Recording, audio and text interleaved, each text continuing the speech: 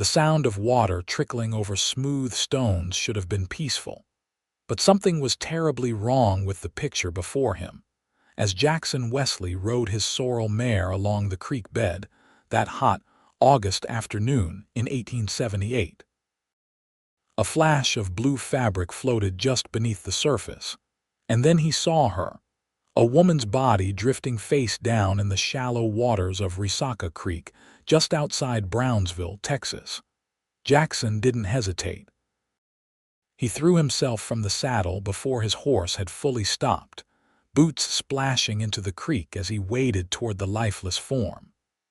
His heart hammered against his ribs as he grabbed her shoulders and turned her over, pulling her limp body from the water. She was young, maybe 20 years old, with long dark hair plastered to her pale face. Her lips had a blue tinge that made his stomach drop. He dragged her onto the grassy bank and immediately rolled her onto her side, positioning his hands on her back between her shoulder blades. Jackson had seen a doctor do this once when a ranch hand had nearly drowned in a river crossing. He pressed down hard and rhythmically, trying to force the water from her lungs. Nothing happened. He pressed harder, again and again, his own breath coming in ragged gasps as panic threatened to overtake him. Then water poured from her mouth, a terrible gurgling sound accompanying it. He kept pumping, kept forcing the creek water out until finally, blessedly, she coughed. It was a weak, choking sound, but it was the most beautiful thing Jackson had ever heard. She gasped, her body convulsing as she struggled to breathe, and he quickly turned her more fully onto her side so she wouldn't choke. Her eyes flickered open for just a moment, unfocused and glazed with confusion and terror before closing again. But she was breathing. Shallow, ragged breaths, but breathing nonetheless. Jackson gathered her into his arms, surprised by how light she felt, and carried her to his horse. Getting into the saddle while holding an unconscious woman proved challenging, but fear gave him strength. He settled her across his lap, her head resting against his chest, and urged his mare into a fast trot toward town. The ride to Brownsville felt like it took hours instead of the 20 minutes it actually was. Jackson kept one arm wrapped tightly around the woman, feeling the faint rise and fall of her chest against him. She stirred once or twice, mumbling incoherently, but didn't fully wake. He found himself talking to her, though he had no idea if she could hear him. "Stay with me now," he murmured. "You're going to be just fine. We're almost to town. Doc Patterson will fix you right up." Her dress was completely soaked, the blue cotton clinging to her frame, and Jackson tried not to think about how cold she must be despite the Texas heat. He pulled her closer, hoping his own body warmth might help. When they finally reached the main street of Brownsville, Jackson called out for help. Several people turned to stare, and a woman in a green dress gasped, pressing her hand to her mouth. Henry Patterson, the town doctor, was just stepping out of the general store when he saw them. "Jackson, what in God's name happened?" The older man hurried over, his medical bag already in hand as always. "Found her in the creek, face down. Got the water out of her lungs, but she needs help, Doc. Bring her to my office. Quickly now." Doc Patterson led the way down the street, his office located in a small building next to the church. Jackson dismounted awkwardly, careful not to jostle his precious cargo, and carried the woman inside. The doctor's examination room was sparse but clean. Jackson laid her gently on the cot against the wall, finally getting a good look at her in proper light. Even pale and unconscious, she was striking. High cheekbones, full lips, delicate features that spoke of mixed heritage. Her hands, when he noticed them, were soft, not the work-roughened hands of most women in these parts. "Who is she?" Doc Patterson asked as he began his examination, checking her pulse and listening to her breathing. "No idea, never seen her before." Just found her in the creek about a half-hour ride from here. The doctor frowned, pulling back one of her eyelids to check her pupils. Strange. This dress is good quality, too good for someone to just end up in a creek. And look here. He pointed to a darkening bruise on her temple, partially hidden by her wet hair. That's fresh. Someone hit her. A cold anger settled in Jackson's gut. You think someone tried to kill her? I think someone hurt her, and she ended up in that creek. Whether it was accident or intention, I cannot say. Doc Patterson continued his examination, checking her arms and finding more bruises, defensive wounds on her forearms. She fought someone. Recently. Jackson paced the small room, his hands clenched into fists. He was a tall man, lean and strong from years of ranch work, with sun-weathered skin and dark hair that was still damp from the creek. At 26, he had seen his share of violence and cruelty, but something about this situation made his blood boil. Will she be all right? Her lungs sound clear enough, thanks to your quick action. The head injury concerns me more. We will not know the extent of the damage until she wakes up, if she wakes up. The doctor's tone was grave. I'll do what I can, Jackson. You did good bringing her here. Another few minutes in that water and she would have been beyond helping.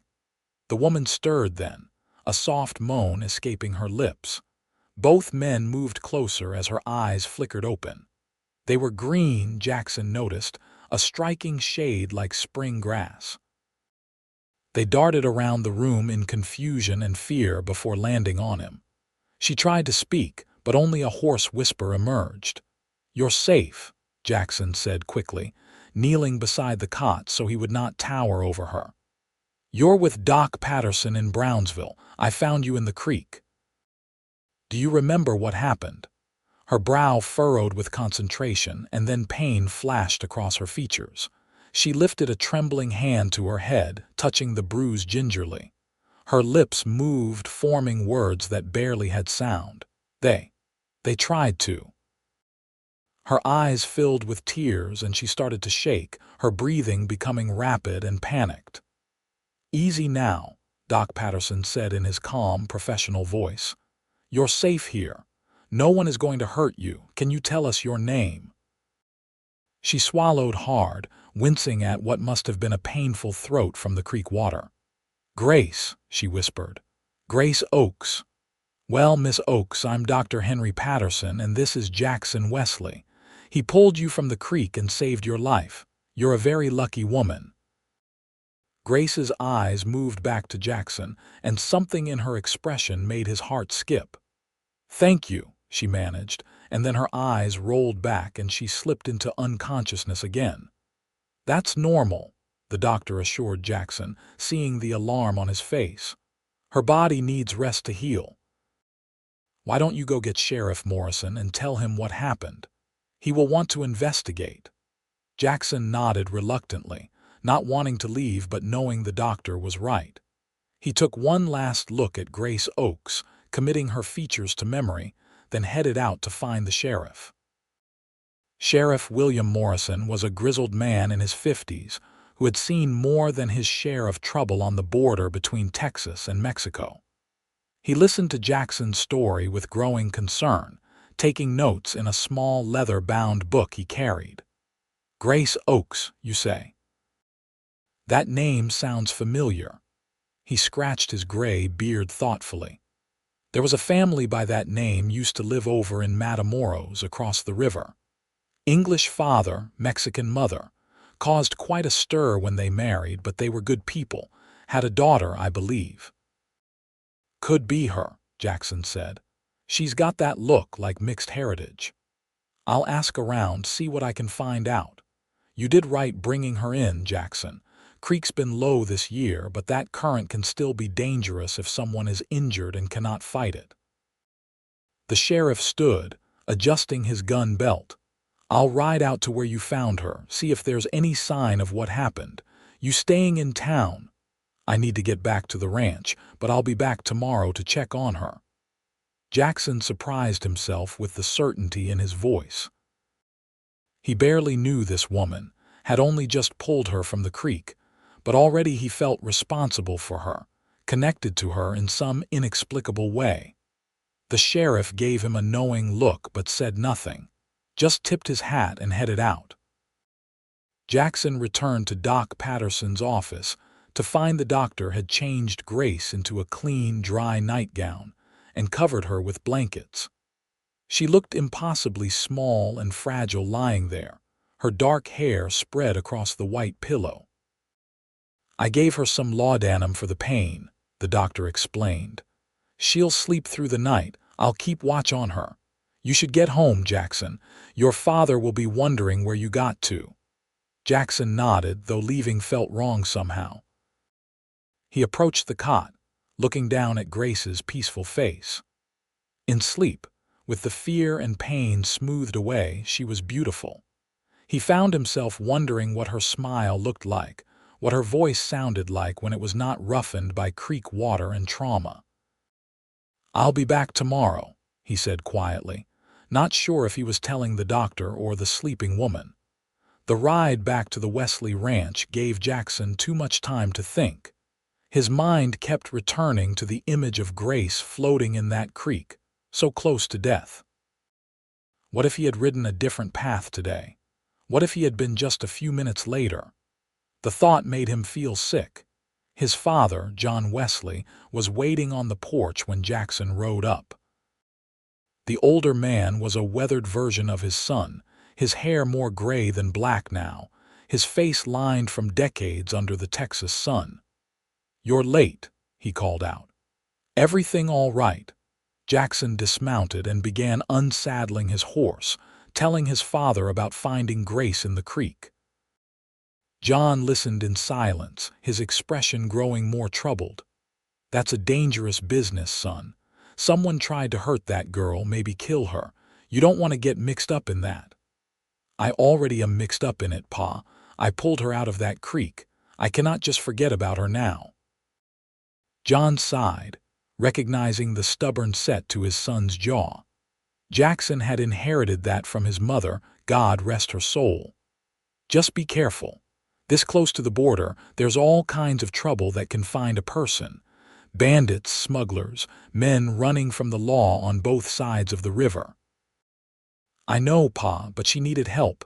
What was I supposed to do, leave her there to drown?" "No, son. You did the right thing. Your mother would have been proud of you." John clapped a hand on Jackson's shoulder. "Get some rest. You look like you've been through hell." But rest did not come easily that night. Jackson lay in his bed, staring at the ceiling, seeing Grace's face every time he closed his eyes. Those green eyes filled with fear and confusion. The way she had whispered her thanks before losing consciousness again. The bruises on her arms where someone had grabbed her, hurt her. He must have eventually fallen asleep because the next thing he knew, dawn light was streaming through his window and roosters were crowing. Jackson dressed quickly, splashing water on his face from the basin on his dresser. He skipped breakfast despite his father's protests, saddling his horse and heading back to Brownsville before the sun had fully cleared the horizon. Doc Patterson was making coffee when Jackson arrived at his office. The older man looked tired, lines of exhaustion around his eyes. "How is she?" Jackson asked immediately. "Better. She woke twice during the night, drank some water. Her color is improving and her lungs sound clear. The head injury seems less severe than I initially feared, though she is still very weak." The doctor poured 2 cups of coffee, handing one to Jackson. "She has been asking for you." Jackson's heart lurched. "For me? Why? You saved her life, son. That creates a bond whether you intended it or not. She wants to thank you properly, I imagine, and probably feels safest with the person who pulled her from that creek." The doctor gestured toward the back room. "Go on. She is awake now."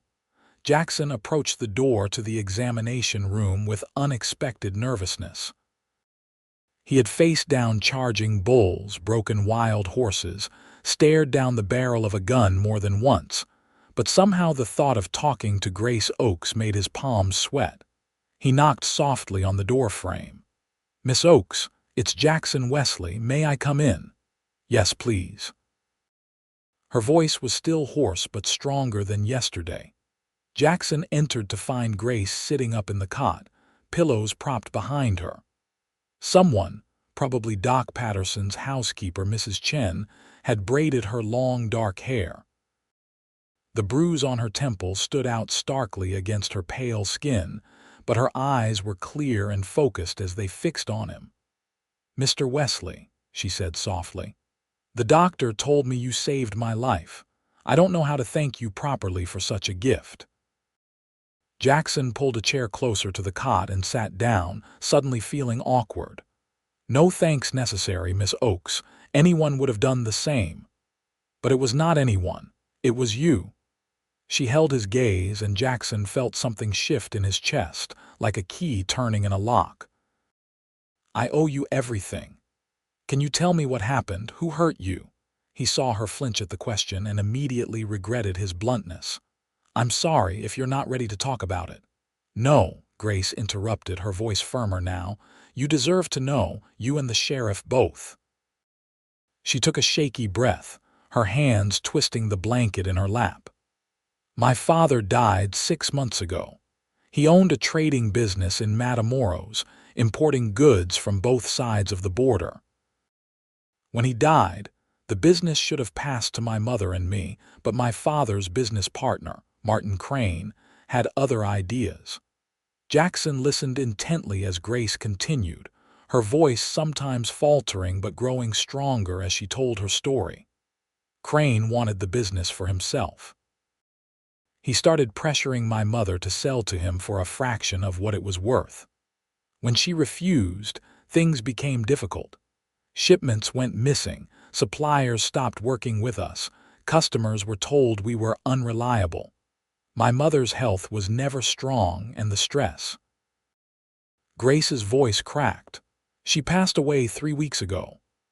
"I'm sorry," Jackson said quietly, meaning it. Grace nodded, tears glistening in her eyes but not falling. "After she died, Crane became more aggressive.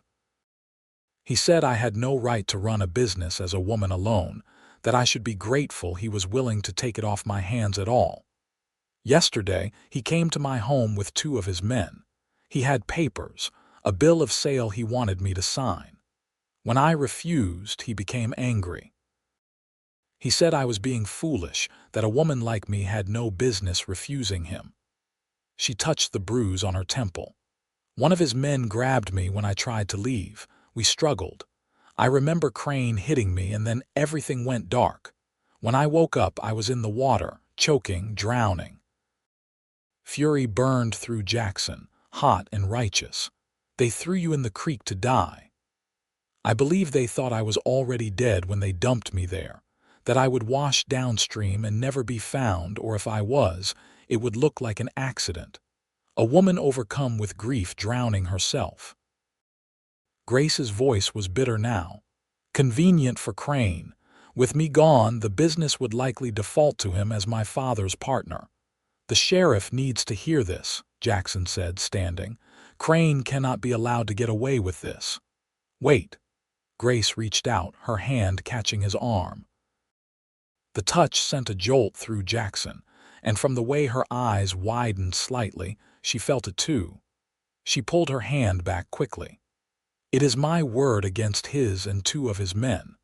I am a woman of mixed blood with no family and no money now. Crane is a respected American businessman with connections on both sides of the river. Who do you think people will believe?" The bitter truth of her words hung in the air between them. Jackson wanted to argue, to insist that justice would prevail, but he knew the reality of life on the border. He had seen plenty of injustice go unpunished because the victim lacked the right color skin or the right connections. "Then what do you want to do?" he asked, sitting back down. Grace looked at him for a long moment, something calculating in her gaze. "I want to disappear. Let Crane think he succeeded. Let him think I am dead, And then, when he is not looking for me anymore, I will find a way to take back what he stole from my family. That could take months, years. Where would you go? How would you live? I don't know, Grace admitted, and for the first time her composure cracked. Tears spilled down her cheeks and she covered her face with her hands. I don't know. I have nothing. No money, no home, no family. All I have is my life, and I owe even that to you. Jackson's heart constricted at the sight of her crying.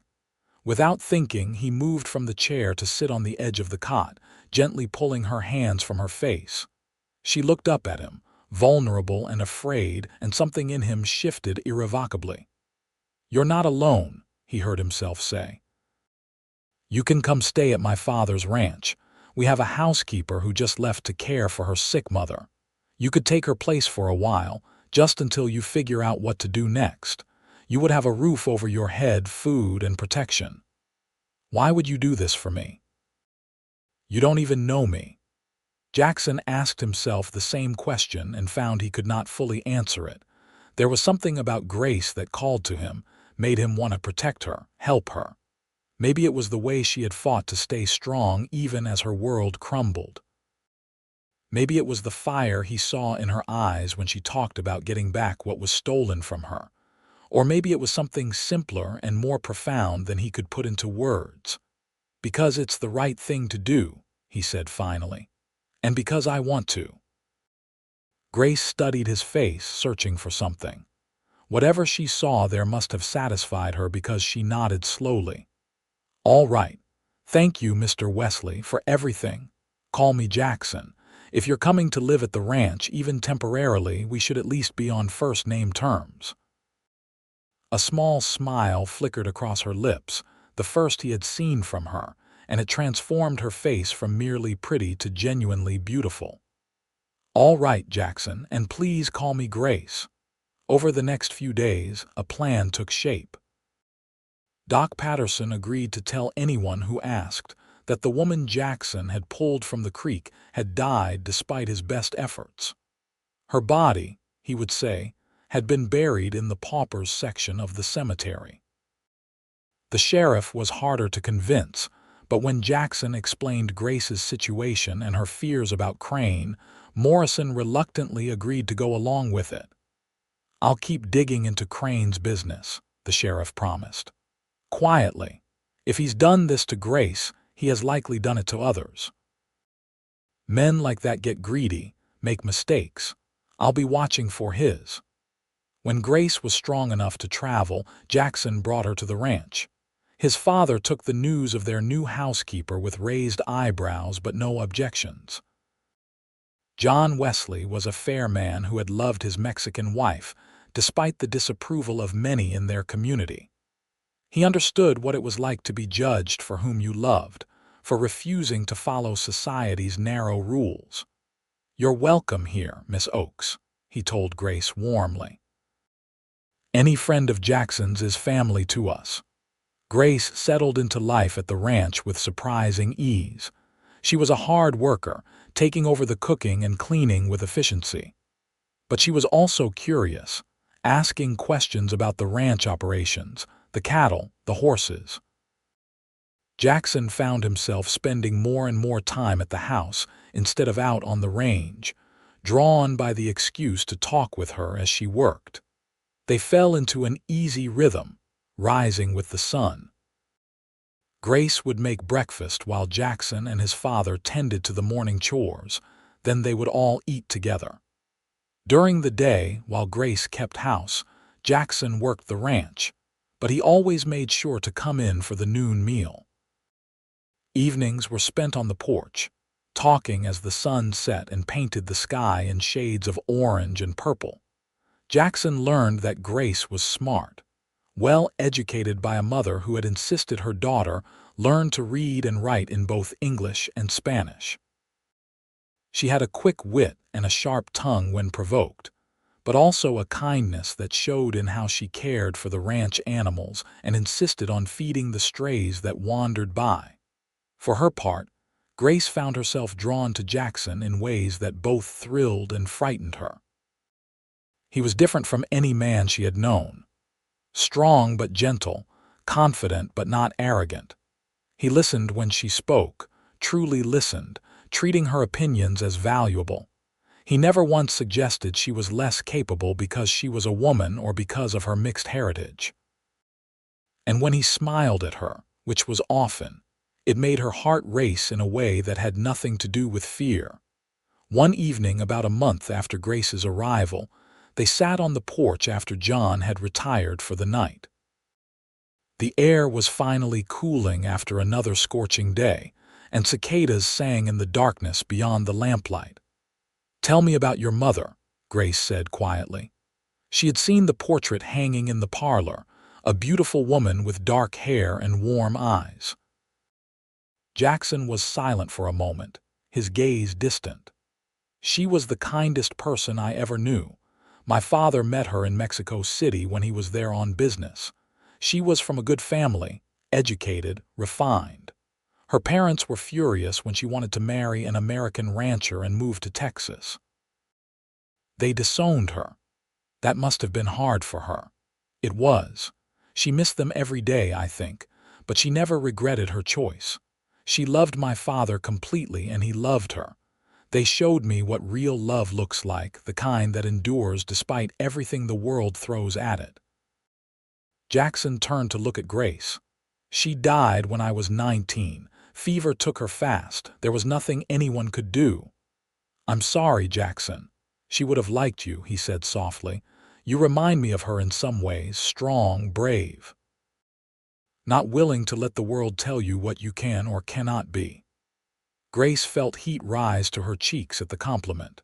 In the lamplight, Jackson's face was all planes and shadows, his dark eyes intense as they held hers. She felt the pull between them, the tension that had been building for weeks now. It would be so easy to lean forward to close the distance between them, but fear held her back.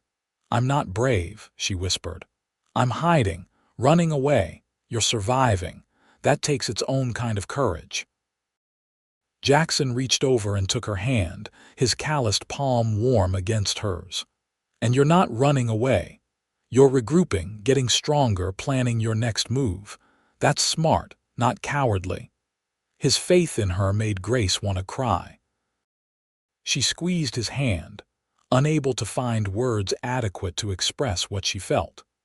They sat like that in the comfortable silence, hands linked, until the night grew late and they reluctantly went to their separate rooms. The next morning brought trouble in the form of a rider from town. Sheriff Morrison arrived looking grim, accepting John's offer of coffee but refusing to sit. "I have news," he said, looking at Grace.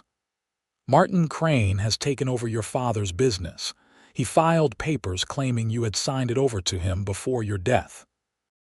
He even produced a will supposedly written by you, leaving everything to him as your father's trusted partner."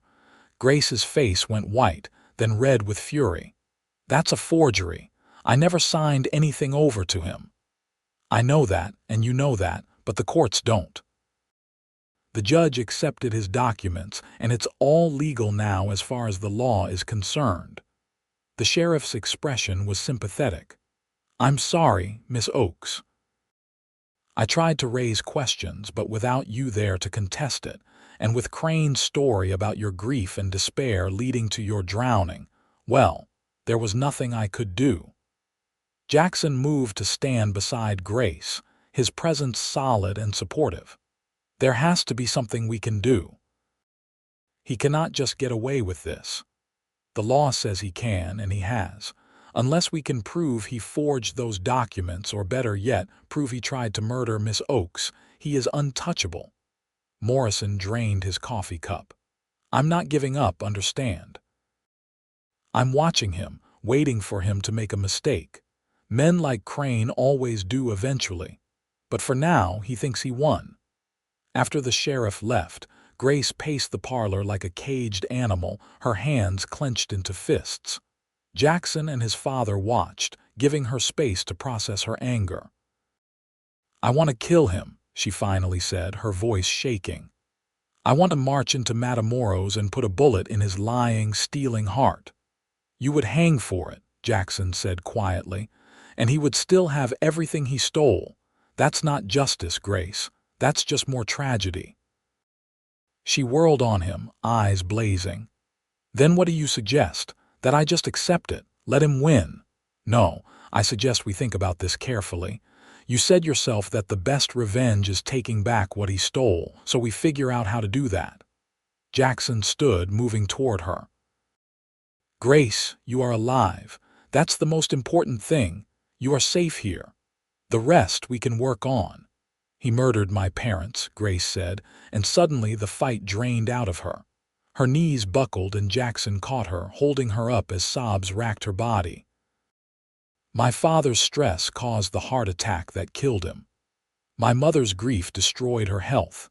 And now Crane has taken everything they built, everything they worked for, and there is nothing I can do about it. Jackson held her, letting her cry, stroking her hair and murmuring soothing words. John Wesley quietly left the room, giving them privacy. When Grace's sobs finally subsided into hiccups, Jackson guided her to the sofa and sat beside her, keeping one arm around her shoulders. We'll figure something out, he promised. I swear to you, Grace, we'll find a way to make this right. She looked up at him, her eyes red and swollen from crying but still beautiful. Why do you care so much? This isn't your fight. Because you're not alone anymore. Because I... Jackson trailed off, suddenly aware of what he had been about to say. The truth of his feelings hit him with the force of a stampeding horse. Somewhere in the past month, he had fallen in love with Grace Oakes, deeply, completely, irrevocably in love. Because you what? Grace asked softly, her hand coming up to rest on his chest, right over his rapidly beating heart. Because I care about you, Jackson said, the admission feeling both terrifying and liberating. More than I probably should given the circumstances, but I do. I care about what happens to you, about your happiness, about your future. Grace's eyes widened, her lips parting in surprise. Jackson. You don't have to say anything, he said quickly. I know this is complicated. I know you have enough to deal with without me adding to it, but I needed you to know.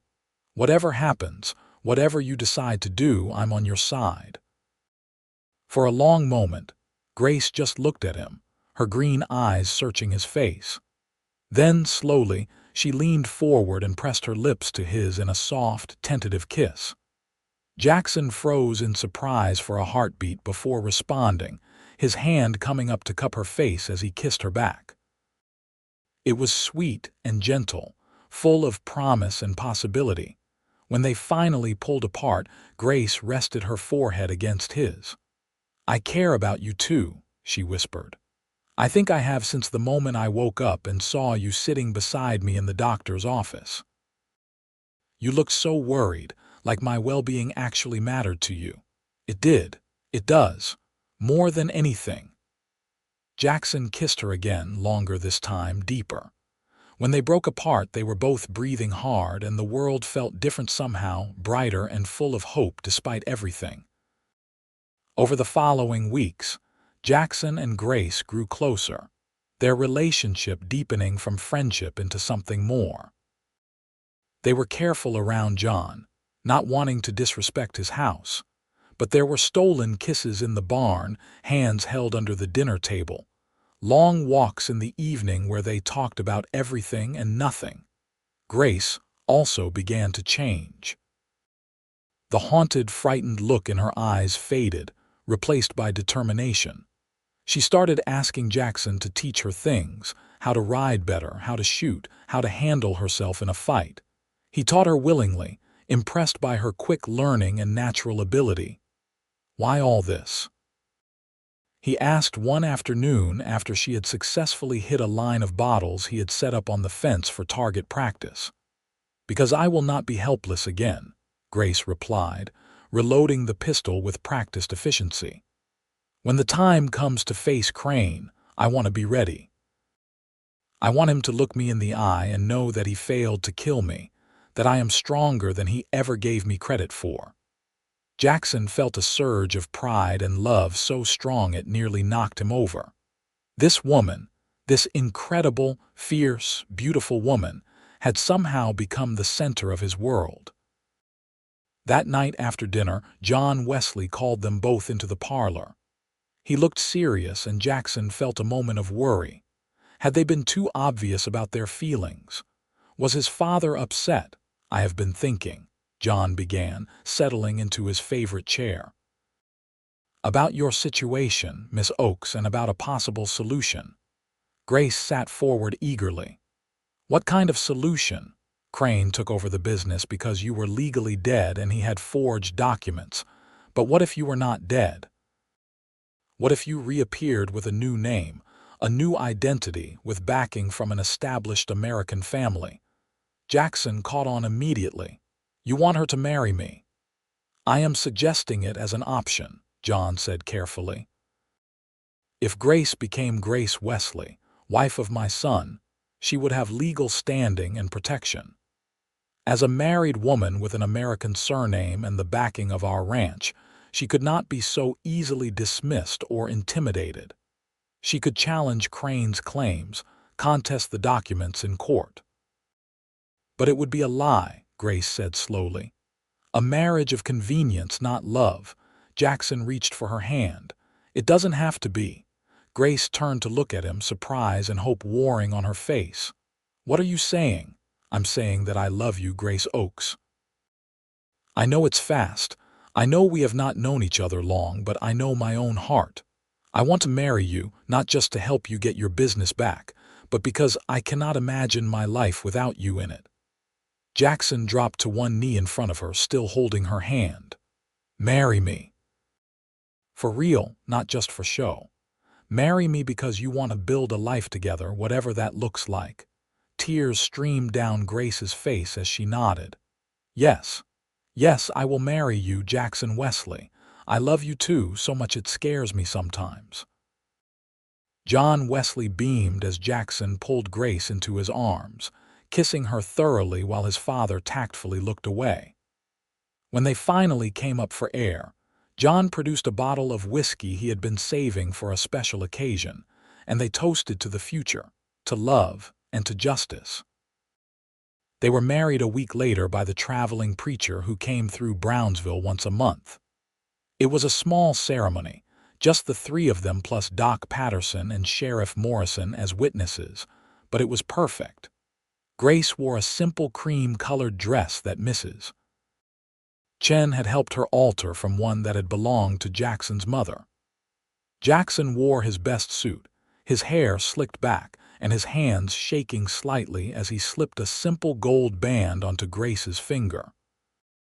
When the preacher pronounced them man and wife, Jackson kissed his bride with all the love and passion he had been holding back, not caring that his father and the others were watching. Grace kissed him back just as fiercely, her arms tight around his neck. That night, in the room they would now share, Jackson carried Grace over the threshold in the traditional way. They made love slowly, tenderly, learning each other's bodies and hearts. Afterward, lying tangled together in the moonlight streaming through the window, Grace traced patterns on Jackson's chest. "Thank you," she whispered. "For what? For finding me. For saving me. For loving me. For giving me a reason to fight for tomorrow." Jackson kissed the top of her head, breathing in the scent of her hair. "I should be thanking you. Before you, I was just going through the motions of life. Now I feel like I'm actually living." They fell asleep like that, wrapped in each other's arms, safe and loved and whole. The next phase of their plan began the following week. Armed with her new name and her new status as Jackson Wesley's wife, Grace accompanied him to Matamoros to the office of Judge Alberto Mendez, a man Wesley vouched for as being honest and fair-minded. The judge listened intently as Grace told her story, producing the few pieces of evidence she had: letters from her father about the business, documents showing her parents' ownership, and most importantly, her own living presence as proof that the death certificate Crane had obtained was fraudulent. "This is a serious accusation, Senora Wesley," Judge Mendez said gravely. "You are claiming that Martin Crane attempted to murder you and forged legal documents to steal your inheritance." "I am, Your Honor, and I can prove at least part of it. I am alive, which means the death certificate he used to claim my inheritance is false. That alone should be enough to invalidate any transfer of property." The judge stroked his mustache thoughtfully. "You make a good point. And with your husband's family backing you, you now have the legal standing to challenge the transfer in court. However, I must warn you, this will not be easy. Crane has money and influence. He will fight you every step of the way." "I know," Grace said firmly. "But I am not the frightened girl he threw in the creek anymore. I am Grace Wesley, and I will not back down." Judge Mendez smiled slightly. "I can see that, Senora. Very well.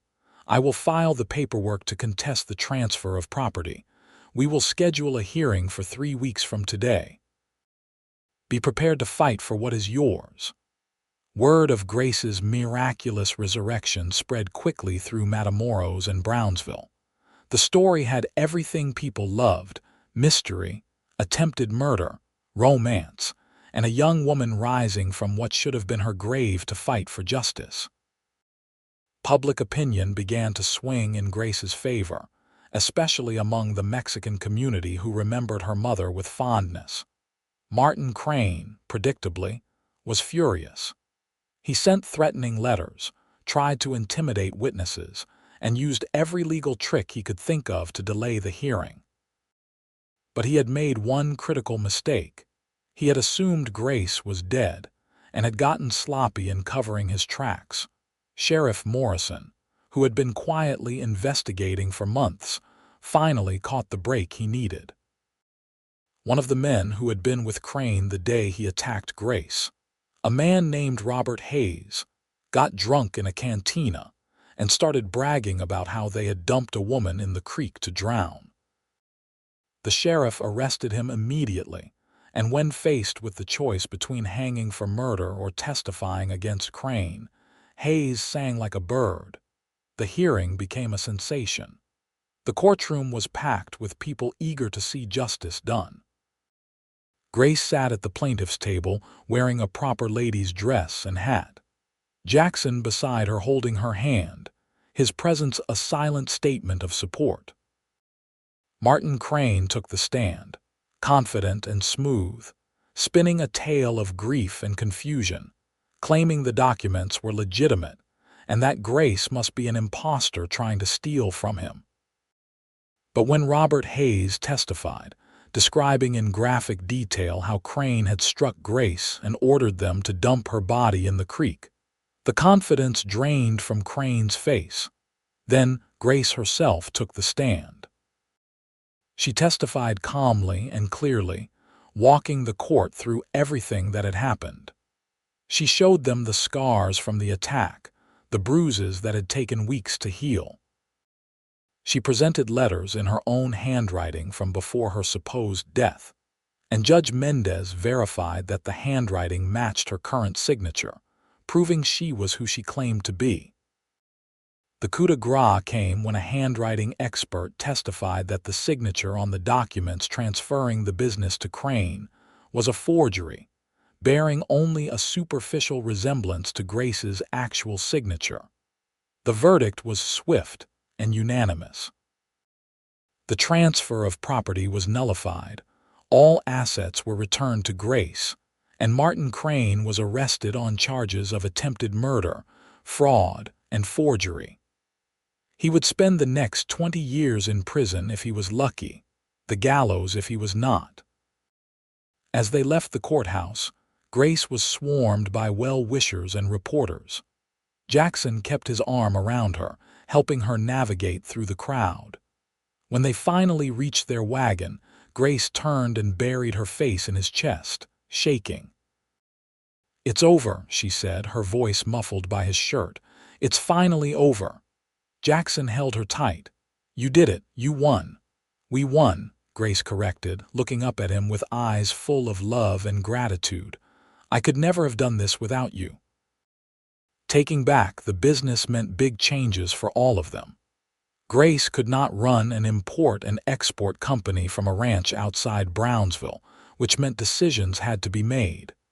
In the end, they found a solution that worked for everyone. John Wesley, who had been thinking about retiring anyway, decided to sell the ranch to a neighboring family and move into town. He was getting too old to run a ranch alone anyway, he said, and he had always wanted to try his hand at something different. With his share of the ranch sale, he bought into Grace's business as a partner, bringing much-needed capital and business connections. Jackson and Grace moved to Matamoros, taking up residence in the home where Grace had grown up, the home that Crane had tried to steal from her. It needed work after months of neglect, but they threw themselves into renovating it, making it their own. The business itself had suffered under Crane's mismanagement, but with hard work and smart decisions, they slowly brought it back to life. Grace proved to be a natural businesswoman with a head for numbers and negotiations. Jackson brought his own skills, handling the logistics of moving goods and managing the warehouse workers. John, with his years of experience and connections, smoothed the way with suppliers and customers who might have been skeptical of dealing with such a young couple. It was not easy. There were long days and stressful nights, difficult decisions and occasional setbacks. But they faced it all together, the three of them working as a team. And slowly, steadily, the business not only recovered but began to thrive. A year after their marriage, Grace discovered she was pregnant. The news brought tears of joy from all three of them, John Wesley particularly emotional at the thought of becoming a grandfather.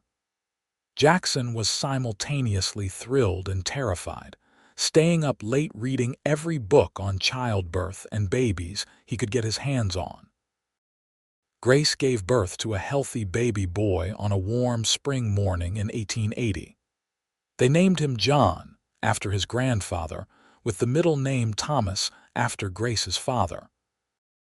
The moment Jackson held his son for the first time, looking down at that tiny, perfect face, he felt his heart expand in ways he had not known possible. John Wesley proved to be a doting grandfather, always ready to hold the baby or tell him stories. Grace flourished as a mother, managing to balance running a business with raising a child with remarkable grace. And Jackson discovered that he was good at fatherhood, patient and gentle and endlessly amazed by every little thing his son did. 2 years later, they welcomed a daughter, Maria Elena, named after Grace's mother. She had her mother's green eyes and her father's dark hair, and from the moment she entered the world, she had both parents wrapped around her tiny finger. Life settled into a comfortable rhythm. The business continued to grow, expanding their trade routes and becoming one of the most respected import companies on the border. They hired good people to help run things, which meant Jackson and Grace could spend more time with their growing family.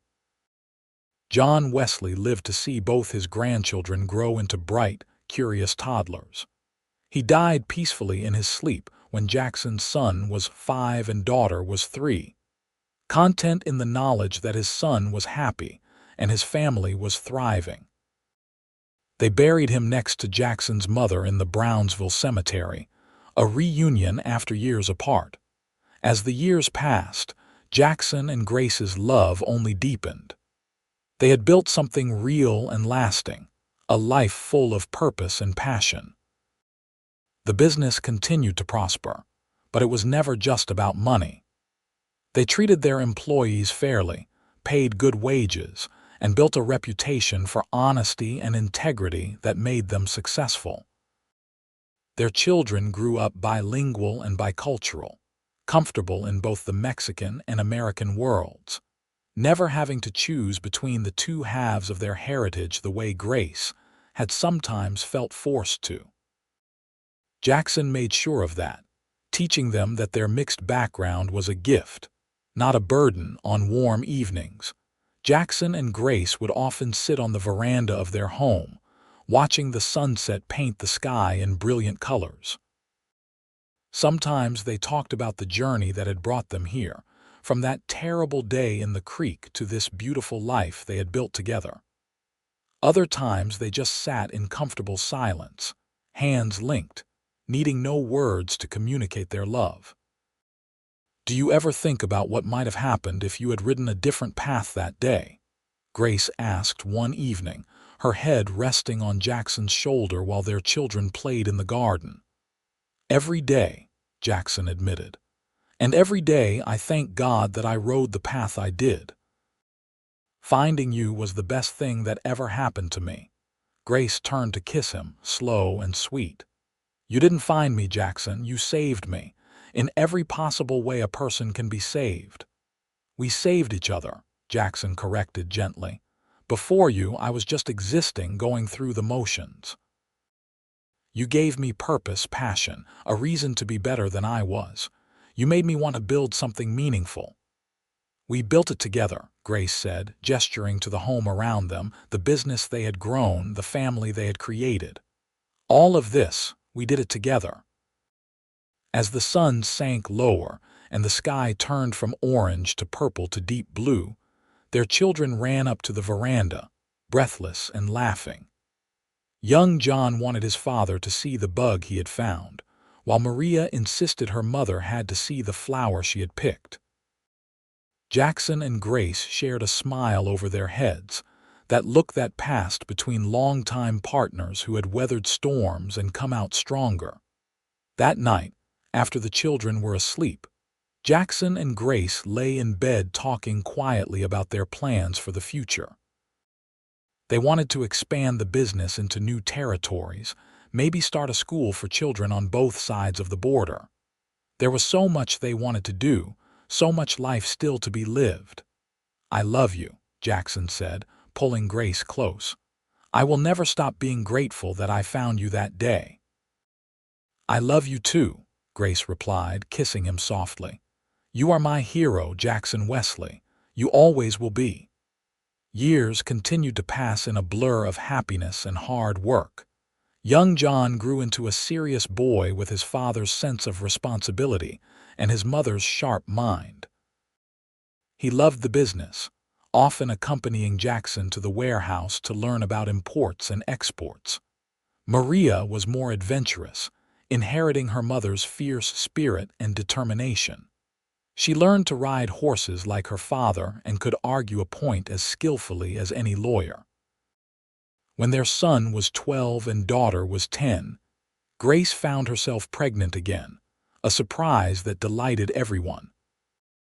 This time it was twin boys, Robert and William, named after Sheriff Morrison and Dr. Patterson, the men who had helped save Grace and supported them through their early struggles. The twins were wild and energetic, keeping everyone on their toes. But the older children helped, and Jackson proved once again that fatherhood suited him. Grace watched her husband playing with their 4 children in the garden one afternoon and felt her heart swell with love. This man, this wonderful man who had pulled her from the creek all those years ago, had given her everything: safety, love, family, purpose. The business continued to thrive under their management. They became known for their fair practices and innovative approaches, creating jobs and opportunities for people on both sides of the border. They never forgot where they came from or how easily it could all be lost, and so they gave back generously to their community, funding schools and supporting families in need. Sheriff Morrison retired eventually, and they attended his farewell party, toasting the lawman who had helped bring Martin Crane to justice. Dr. Patterson grew old and finally passed away peacefully, surrounded by the community he had served for so long. At his funeral, Grace wept, remembering the kind man who had cared for her when she was at her lowest point. Jackson's son eventually took over much of the day-to-day operations of the business, having learned everything he could from his parents. He had his father's integrity and his mother's business sense, and Grace and Jackson were confident that the company would continue to prosper under his leadership. Maria, true to her adventurous nature, decided to become a teacher, opening a school that taught children in both English and Spanish, breaking down the barriers that had divided the community for so long. Her parents could not have been prouder. The twins, as they grew older, decided to go into ranching, buying land outside of town and building it into a successful operation. They credited their success to the lessons their father had taught them about hard work, honesty, and treating everyone with respect regardless of their background. As Jackson and Grace entered their later years, they gradually stepped back from the business, content to let their children carry it forward. They spent their time traveling, visiting places they had always dreamed of seeing. They went to Mexico City, where Grace's grandparents had lived, and Jackson could see her reconnecting with her roots. They traveled to San Antonio and even as far as New Orleans, experiencing new places and making memories together. But they always came back to Matamoros, to the home where they had built their life together. They had grandchildren now, a whole new generation to love and spoil. Jackson would tell them stories of the old days, of adventure and danger and romance, though he always softened the scarier parts for young ears. On their 25th wedding anniversary, their children threw them a grand celebration. The entire community turned out, friends and business associates and people whose lives had been touched by the couple's generosity over the years. There were speeches and toasts, music and dancing, and through it all, Jackson and Grace never let go of each other's hands. 25 years, Grace marveled as they danced together, Jackson's arms strong and sure around her. It feels like yesterday and a lifetime ago all at once. Best 25 years of my life, Jackson said, looking down at her with eyes still full of love. I would do it all again in a heartbeat. Even the scary parts, especially the scary parts because they led me to you. As the party continued around them, as their children and grandchildren celebrated, Jackson and Grace stole away to the veranda, their special place where they had spent so many evenings over the years. The sky was doing its usual spectacular display, turning the world golden and pink. "Do you remember what you said to me that first day at the ranch?" Grace asked. "When I was crying because Crane had won, I told you we would figure something out, that we would find a way to make it right. You kept that promise. You kept all your promises." Grace turned to face him fully, taking both his hands in hers. "You gave me everything, Jackson. You gave me my life back, my dignity, my purpose. You gave me love and family and a future I never thought I would have. I don't know what I did to deserve you, but I am grateful for you every single day." Jackson pulled her close, kissing her forehead. "You didn't have to do anything to deserve love, Grace. Love isn't something you earn. It's something you give freely, and it's something that grows when you nurture it. We built this life together, and I wouldn't change a single moment of it." They stood there as the sun sank lower, two people who had found each other at the worst possible moment and turned it into something beautiful. Around them, their family laughed and celebrated, the legacy of love they had created continuing into future generations. Years continued to pass gently. Jackson's hair turned completely gray, then white, but his eyes never lost their warmth when he looked at Grace. Grace developed laugh lines around her eyes and mouth, testament to a life full of joy despite its difficult beginning. They grew old together gracefully, their love a constant through changing times. They celebrated their 50th wedding anniversary surrounded by children, grandchildren, and even great-grandchildren. The business had expanded beyond anything they had imagined in those early days, now operating throughout Texas and into Mexico. Their children had built their own successful lives, and watching them thrive was one of Jackson and Grace's greatest joys. On quiet mornings, they would sit together watching the sunrise, drinking coffee and talking about everything and nothing. Sometimes Grace would think back to that terrified girl floating in the creek, certain she was going to die, and marvel at how far she had come. Sometimes Jackson would remember the shock of seeing her in the water, the desperate fear as he tried to save her life, and thank whatever force had led him down that particular path that day. "I had a dream last night," Grace said one morning as they sat together. "I was back in the creek, drowning, but this time I wasn't afraid, because I knew you were coming. I knew you would save me." Jackson squeezed her hand. "Always. In this life and whatever comes after, I will always find you." They were in their 70s when Jackson's health began to fail. His heart, the doctor said, was simply worn out after a long and active life. Grace never left his side during those final weeks, holding his hand and telling him stories of their life together. Their children took turns sitting with them, and the grandchildren visited often, filling the room with life and love. "I don't want to leave you," Jackson said one evening when they were alone. His voice was weak, but his grip on her hand was still firm. "You're not leaving me," Grace said, tears streaming down her face. "You'll just be waiting for me like you were that day by the creek, and when my time comes, you'll be there to pull me out again to take me home." Jackson smiled, that same smile that had first made her heart race so many years ago.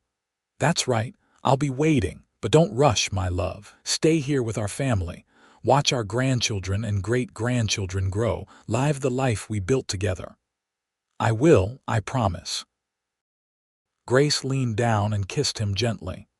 "I love you, Jackson Wesley. Thank you for finding me. Thank you for saving me. Thank you for loving me." "Loving you was the easiest thing I ever did," Jackson whispered, "and the best." He passed peacefully that night, surrounded by family, his hand in Grace's. The funeral was attended by hundreds of people, a testament to the life he had lived and the impact he had made. Grace stood strong throughout the service, supported by her children, finding comfort in knowing that Jackson had lived a good life, a full life, a life rich with love and purpose. True to her promise, Grace lived on for several more years, watching her family continue to grow and thrive. She ran the business with the same sharp mind and fair hand, working alongside her son. She spent time with her grandchildren and great-grandchildren, passing down stories of their grandfather and the love that had built their family. She never remarried, never even considered it. Jackson had been the love of her life, her soulmate, and she was content to wait until they could be together again. On her 80th birthday, surrounded by what seemed like hundreds of family members, Grace looked around at the life she and Jackson had created and felt nothing but gratitude. Every person in this room was here, because a cowboy had ridden past a creek one hot August day and looked down at the right moment. Every success, every achievement, every moment of joy could be traced back to that single instant when Jackson had pulled her from the water and breathed life back into her lungs. 3 years later, on a peaceful spring morning, Grace died in her sleep. Her daughter found her, noting that her mother had a smile on her face, as if she was happy to be going wherever she was headed. They buried her next to Jackson in the family plot, finally reunited with the man who had been her everything. The business continued for generations, always keeping the values that Jackson and Grace had instilled: honesty, fairness, hard work, and compassion. Their story became legend in Brownsville and Matamoros, passed down through families. The tale of the cowboy who saved the drowning woman and the love that blossomed from that rescue. Years turned into decades, and the world changed around the legacy they had built. But in the family that descended from Jackson and Grace Wesley, in the business practices they had established, in the bridges they had built between communities. Their influence lived on. They had taken a moment of near tragedy and transformed it into something beautiful and lasting, proving that love could not only survive darkness, but could thrive and grow into something that touched countless lives. Their great-great-grandchildren would sometimes visit the old house in Matamoros, now preserved as a historical site, and feel the presence of the couple who had built it all. The story was told and retold, embellished and remembered, but the core of it never changed. A cowboy found a woman drowning in a creek. He pulled her out and saved her life. And in saving her, he found his own salvation, his own purpose, his own great love. Together they built a life that outlasted them both, a legacy of love that would endure for generations to come.